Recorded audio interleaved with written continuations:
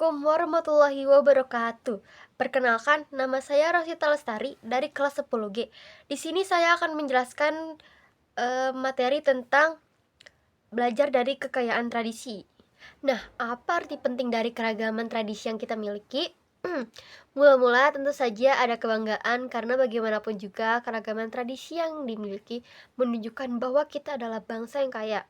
Tanya itu, tradisi yang kaya tersebut pada perkembangan bisa hidup saling berdampingan, tidak saling menafikan satu dengan lainnya. Bayangkan jika satu kebudayaan merasa dirinya lebih adiluhung atau merasa dirinya tuh lebih tinggi dari kebudayaan lain.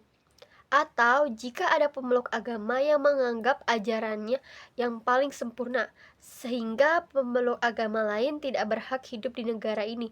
Kalau ada klaim keunggulan budaya atau agama, sudah pasti kita tidak lagi menjadi negara yang bhinneka, yang kaya akan tradisi. Di negara Indonesia, semua kebudayaan memiliki posisi yang sama. Tidak ada satu budaya yang lebih unggul atau lebih superior dibandingkan dengan budaya lainnya.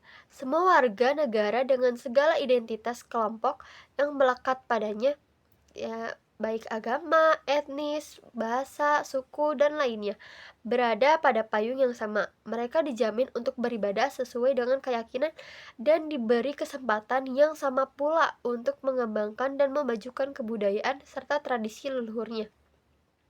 Sebagai sebuah bangsa, kita telah cukup teruji sebagai negara yang mampu mengelola keragaman atau keberagaman kebudayaan tersebut sehingga terhindar dari disintegrasi. Nah, disintegrasi ini apa sih? Disintegrasi adalah kebalikan dari kata integrasi, di mana integrasi adalah penyatu paduan atau persatuan, sementara disintegrasi artinya adalah lebih kepada perpecahan. Nah, kita telah melewati ujian yang sangat menentukan, terutama pada masa reformasi tahun 1998.